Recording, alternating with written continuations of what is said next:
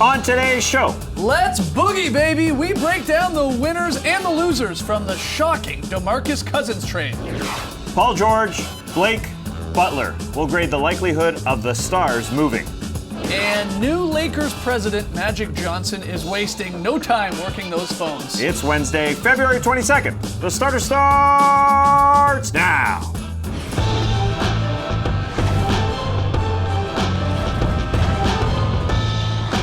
Good evening, sweet world, and welcome to The Starters. Whether you're listening to the podcast, joining us live on NBA TV, later on YouTube, we're very, very happy to have all of you. I'm Jay Skeets, and alongside me, as always, that's Tass Mellis. What's up? To his right, the international man of mystery, taking it to the max, Lee Ellis. Friend. Lily, and last, certainly not least, over there, it's the big man in the middle. It's Trey Kirby. Hey yo! TK, we're back in studio. What do you got for us, man? Well, I'm here at the internet looking for your best tweets at hashtag the starters. And guys, the big news coming out of All-Star Weekend, obviously, was the DeMarcus Cousins Pelicans trade. Things move fast in the NBA because Boogie already has a nickname for him and Anthony Davis. According to Rachel Nichols of ESPN, he's calling the duo Fire and Ice. And honestly, Fire and Ice, pretty good nickname for Boogie and AD. Boogie always fired up, AD keeps it chill. But I think we can do better, which brings us to today's question. What's a good nickname for DeMarcus Cousins and Anthony Davis?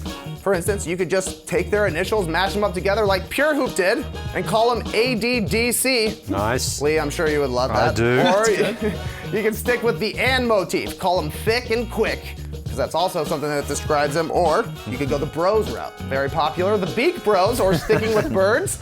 Why not call them the Big Birds? Or my favorite, you could use their actual nicknames, throw them together, and come up with something classic, like Boogie Brow Productions. But whatever it is, we want to hear from you, so let us know on Twitter, what's a good nickname for DeMarcus Cousins and Anthony Davis? Send us your best tweets to hashtag the starters. We'll read them later. All right, get those tweets in. We got a whole lot to get to here on tonight's show. We're going to check the NBA trade wins surrounding some key NBA players, and we'll talk about the Lakers' front office shakeup, and they've already made a move, so we'll get to that. But first, we got to start with that huge news over the All-Star weekend. Sunday night, we learned that the Kings' DeMarcus Cousins was traded to the Pelicans for things. Yeah, Kings accepted the Pelicans' offer of Buddy Hield, Tyreek Evans, Langston Galloway, a 2017 first-round pick, and a future second-round selection. We got to play a little 3-on-3 here, the Let's Boogie edition. Trey, you got the big cues for us. Yeah, Skeets, you nailed it. DeMarcus Cousins, an All-NBA All-Star center. The Kings got back a rookie, a player they traded years ago, salary filler, and a first-round pick in this year's draft. Did the Kings get fleeced in this trade? They got fleeced. Yeah. They've been fleeced. I don't think there's another way to put it. They didn't get a surefire NBA product back. Not one established player back. For a guy in his prime, averaging 28 and almost 11 points. Buddy Hield could be something later on in his career, but Maybe like Steph Curry. yeah, there's rumors that Vivek Ranadive has claimed that Buddy Hield is the next Steph Curry, but he's 20. pressure. He's 23 years old. He can barely play for the Pelicans at this point. There's no real sign that he's going to be anything great. Tyreek Evans, we've probably seen his prime. Langston Galloway, a nice role player on a team. But again, nothing established. And then a pick, which is number 9 right now, probably going to drop down into the teens because the Pelicans now have DeMarcus Cousins, and a second-round pick. It reminds me so much of the Vince Carter deal in 2004, where in his prime, Vince was traded for Alonzo Mourning, who never came to the Toronto Raptors, a couple Williamses, Aaron and Eric, and that's it. A couple of picks. A couple picks that ended up being nothing, unfortunately, and Joey Graham and Ronaldo Bachman. You look at Kevin Love a couple years ago, he was a superstar traded. They got Andrew Wiggins for him. They got a number 1 pick, an established player. That's what you have to get. It doesn't really matter that GMs around the league weren't clamoring for DeMarcus Cousins at this point. You have to get something of substance at this point. Maybe on this day they couldn't get something. But 2 days prior, as Vladir Divac said, there was a better offer, or maybe this summer there was a better offer. When you have an established player like that, you got to get something, because wouldn't we look at this package right here? Again, these guys might not be in the league a couple years from now. You got to get something established. And good luck to Buddy Hield. Hopefully he does become that, but at this point, it doesn't look that way. What happened over these last couple days, too? That is the real question. Did the owner finally just say, okay, let's do it? Because by all accounts, it seemed like maybe if even GM Vladi was trying to find a suitor for for DeMarcus Cousins in a package to make a move, but it was the ownership saying, no, we can make this work. And then suddenly he says, no, let's do it. I love Buddy Hield. Let's make this work. Like Vlade even said in that press conference, we showed him there looking mad tired, mad frustrated, trying to answer the questions. We had a better deal 2 days ago, and that's why we did it now, because we were worried that it was just going to get worse and worse and worse. Yeah. That's insulting to the fans of Sacramento. It's insulting to the players coming in. It was really handled very badly by the Kings. Vlade was giving assurances in the days leading up. Oh, yeah. We are not trading DeMarcus. Half an hour before the trade, he gave an assurance. We're not trading DeMarcus. Then they traded. This could not only affect the Kings next season with the players are getting, this could affect them down the road, because of the way they handled this whole situation with DeMarcus and Adrian. I know there's been a bit of back and forth there. This was an awful, awful trade. They panicked. I think they showed their inexperience as well, right, by not getting a better offer, knowing that the trade deadline was coming, where teams, if they really wanted DeMarcus, the price would have gone up. Well, it may have affected them 2 days prior, because that trade that was taken off the table was because apparently agents and the team pulled out, because Vladdy explained this on Grant Napier's show. It could have been the team that said, we don't want to do it, and maybe the players didn't want to go there. Who all knows? Yeah, it's all speculation. It's also part of the dance as well. You know when you've got the trade deadline there that you can throw an offer out, maybe you pull it back, you're just playing the game a little bit. Yeah, Vladdy can't say that. He literally just can't. No, you can't. You can't say that. And again, Buddy Hield, no one wants to pile on him. He's only 23 years old. He's only played 50 games in the league.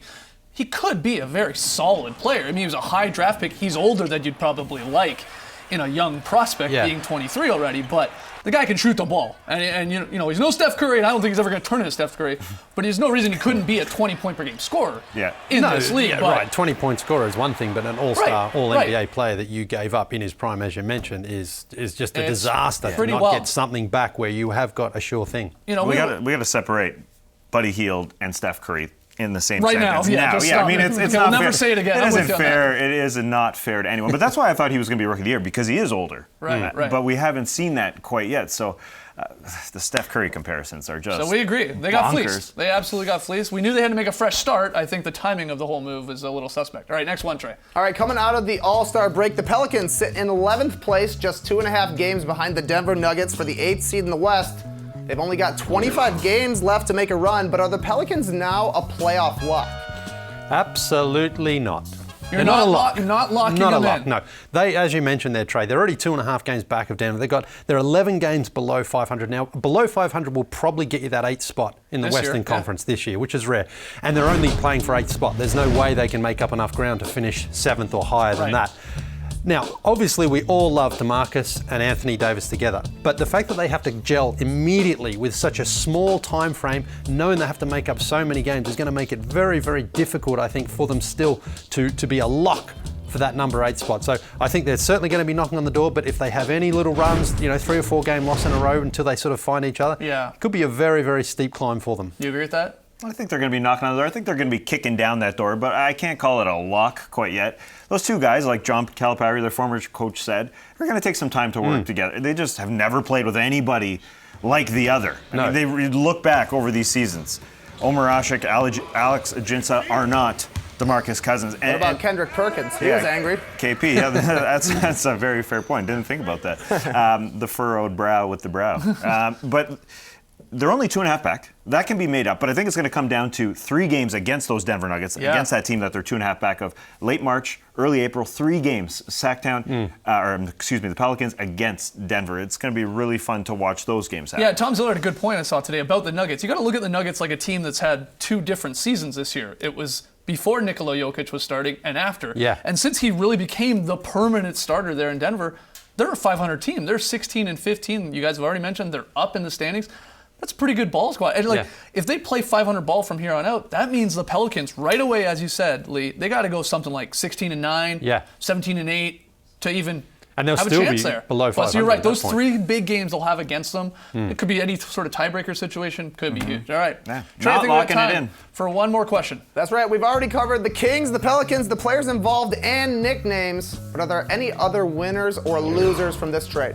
Yeah, I think the Philadelphia 76ers somehow, once again, sort of come out as a winner in someone else's trade, and that's because, they have the right to swap picks with the Kings. As long as it is in the top 10 and not out of the top 10, otherwise that's going to the Bulls from the Kings. That's a whole other story. But that was a 2015 deal where the Kings sent Nick Stauskas to the Sixers, so the Kings could go sign guys like Rondo and Koufos and Aflalo and Bellinelli, and here it is. It might come back to bite them in the ass, and the Sixers could swap them. And then there's a 2019 first rounder as well. It's completely unprotected. Yeah, the worst. The Kings could be bad for a long time. Yeah, here. the worse the Kings are, the better the Sixers pick is potentially because of that bad trade that we knew was a bad trade. Yeah, with all we those picks hammered that at the time. That was a Vladdy problem. They made a worse one, so that one doesn't look as bad now. Weird weekend for Kings fans out there, but fun for all the other NBA fans. Big moves happening. All right, we got to take a break. Less than 24 hours to go before the trade deadline. We're going to check some of those NBA trade wins, and there are some big names blowing around. So come on back. You're watching The Starters.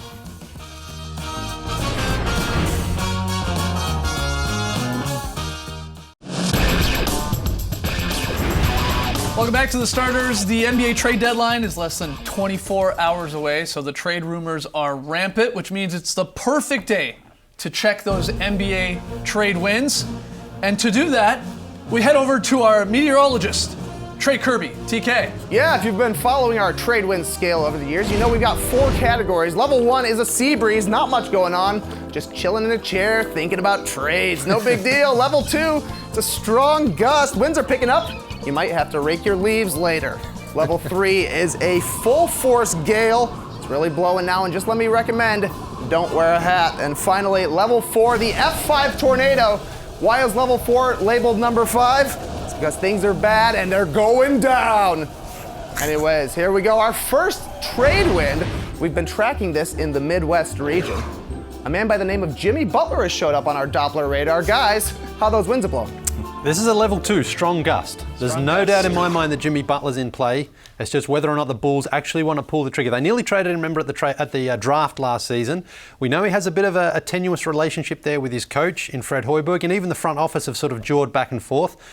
But they're not the Sacramento Kings, the Chicago Bulls. I don't think they're just going to cash in and say, all right, let's just make a move right now. They would have to get an incredible offer to give up a player who's a multiple All-Star, multiple All-NBA player, two-way player in his prime right now. He's having a fantastic season. We've thrown him in the MVP conversation this season as well. The Bulls aren't having a great season themselves, but despite the problems that they have had with coach Fred Hoiberg and Jimmy Butler, I don't think the Bulls are going to do it unless, as I say, someone just knocks them off. Maybe the Celtics with multiple picks and perhaps even a player or two. Let me ask you, we've heard David Aldridge, NBA's own David Aldridge, reporting that the snag in a possible Bulls-Celtics type deal is not the Nets pick and whether it would go back to the Bulls. It's possibly Celtics forward Jay Crowder. And that Danny Ainge doesn't want to give him up. He's on maybe one of the best deals in the league, that guy signing a 5-year, $35 million deal in 2013. Is that insane to you? Or makes sense to you if you're, and I'm talking about from Ainge's perspective, you don't want to give up Crowder, even if Butler was coming back in some sort of crazy deal here.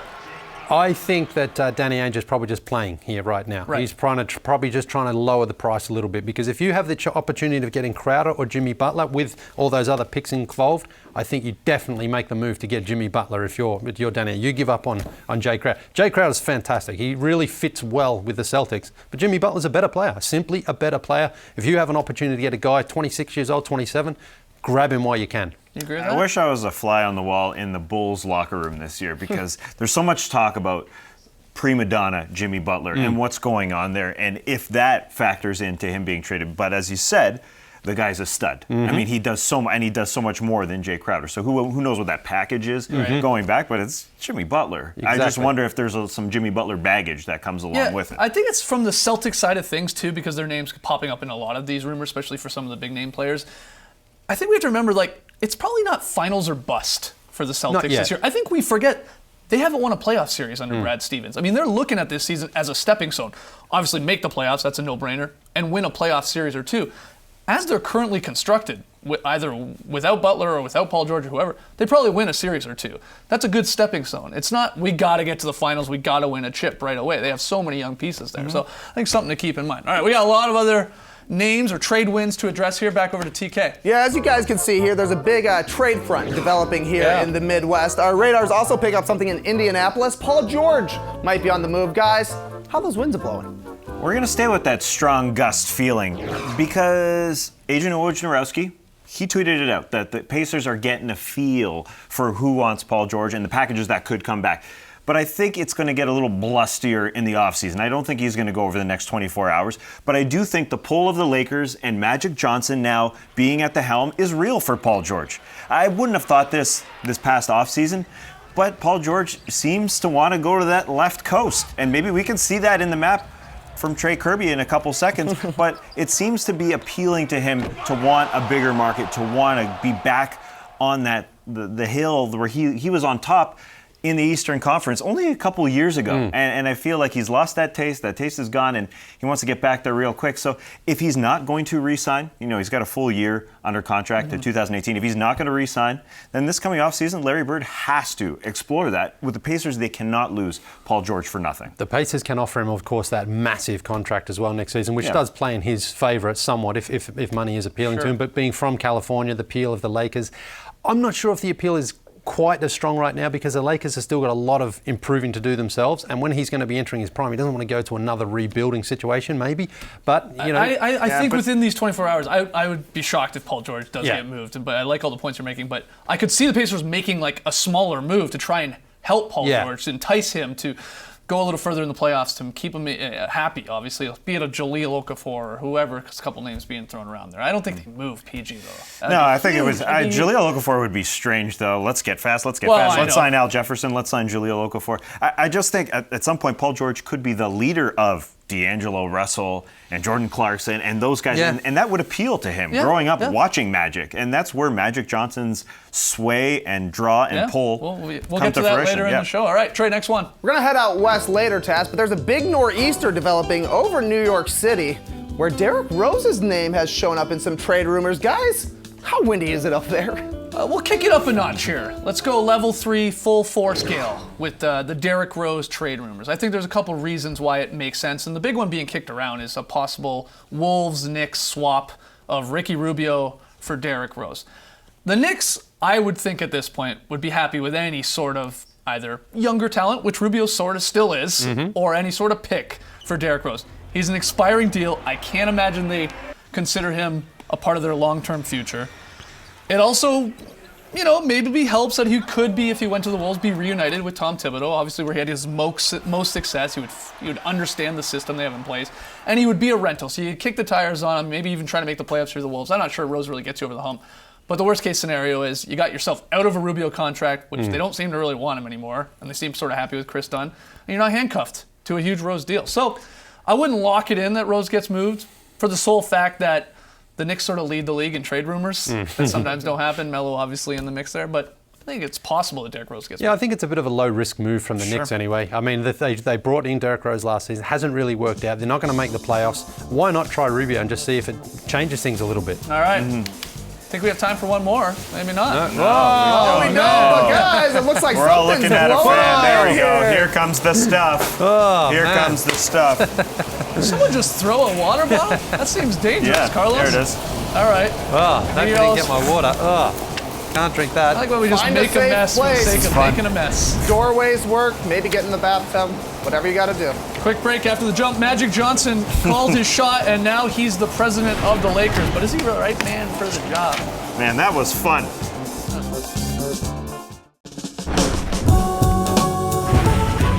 We had some shakeups in the Lakers front office over the last couple days. The team announced that GM Mitch Kupchak and Executive Vice President Jim Buss have both been let go, while former Lakers great Magic Johnson has been named President of Basketball Operations. He's calling his shots. He said he was going to call his shots, and now he's calling his shots. Guys, is Magic the right person to turn around this Lakers franchise, who's obviously struggled over the last couple of years? Well, Magic's biggest strength is attracting superstars. I think that magnetic pull is quite evident.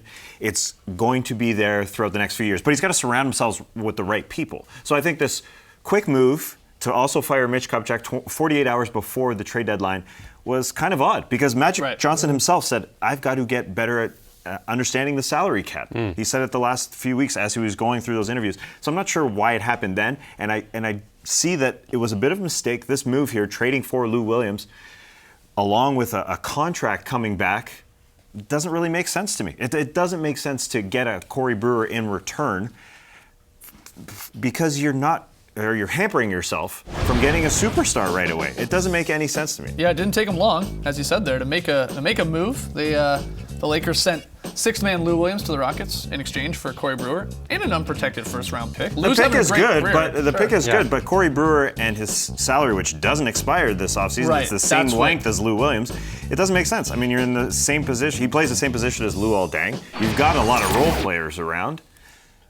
I don't You get guys it. agree with this? Well, at least Corey Brewer plays really fast. That's something different compared to Luol Deng. Playing in the Luke Walton system, you're going to want a guy with some speed. And the fact that the Lakers might lose their pick coming into this draft, at least there's a little bit backup. The pick's not going to be great if it's coming from Houston because they're one of the better teams in the league, but at least you got something. To be able to turn Lou Williams into a first-round pick, I think is all right. Yeah, that's not a bad first move. And what I like about what Magic has said so far is he understands that he doesn't know everything, he doesn't have all the answers, and he needs to employ people who do. And there's talk they're going to hire perhaps Rod Pelinka as the GM of the Lakers, who's very experienced around this Kobe's league. long-time agent. Yeah, and that's very important because Magic has to understand other GMs aren't going to be awed by Magic and go, oh, I want to deal with Magic and do something nice for him. They're going to try to fleece him. They're going to Right, try to play right. on him Definitely. and play on his inexperience. And Magic, we all know, he's got that magnetic personality and he's a smiley guy, very high energy guy.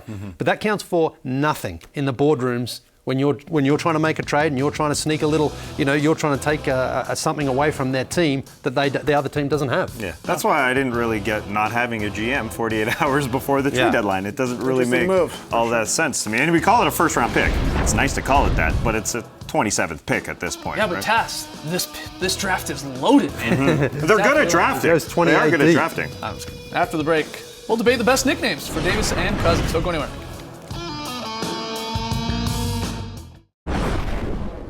We'll see who is the winner. Put one on the scoreboard for the big fella as we count the steps. Number 44 took.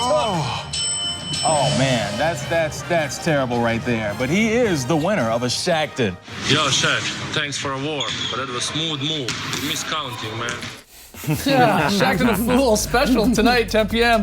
on NBA TV. All right, Trey, we asked the people out there with Cousins and Anthony Davis hooking up. What's a good nickname for this Big Bird duo? And people have spoken.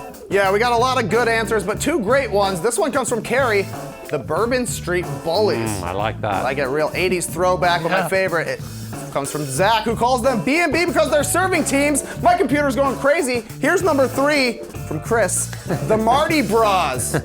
Brah. Hey, bro. Mardi Gras. We had a trade earlier today. Bojan Bogdanovic, Chris McCullough going to the Wizards. They're getting a little bench help there for Andrew Nicholson, Marcus Thornton, and a 2017 first-round pick. We'll talk about that trade. There's another one happening right now with Tiago Splitter. We'll get to it tomorrow. Huge day here on the network.